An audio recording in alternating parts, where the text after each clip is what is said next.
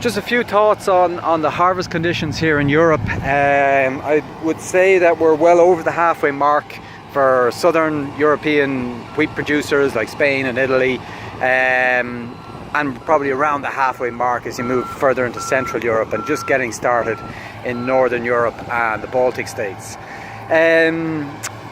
Here in Italy, as you can see, this crop is a little bit lodged, but still it's quite a clean crop. As you move further up the field, it's a lot tidier than this part here. But lodging typically indicates heavy heads, which indicates good yields, and that's pretty much the case for Spain and Italy. They're going to yield much better than last year for sure, and come into an average, above average harvest there. So that's going to impact the demand side of these destination markets within the EU. Now, as you move into Central Europe, the yields, as you move progressively northwards, the yields tend to, the yield potential, the yield ideas, the yield optimism, whatever way you want to call it, basically deteriorates. We've seen downgrades in France more recently,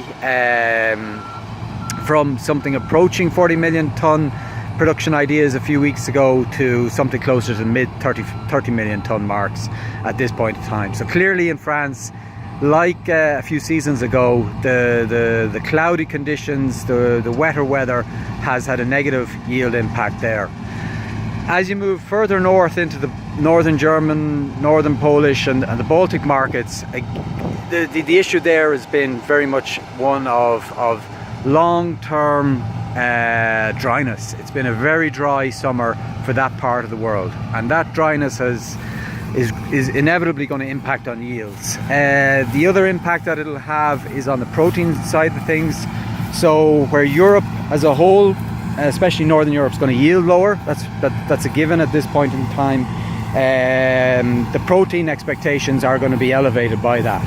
So you could deduce from that there's going to be probably not a particular shortage of 13, 14, 15% protein wheat here in Europe, even with the lower volumes. What you're going to be missing most of all in the European market is your middle proteins, your 11s, your 12s, 12 and a halves, and your feed wheat. That seems at this point going to be where the pinch point is on this overall lower level of wheat supply in Europe for this year.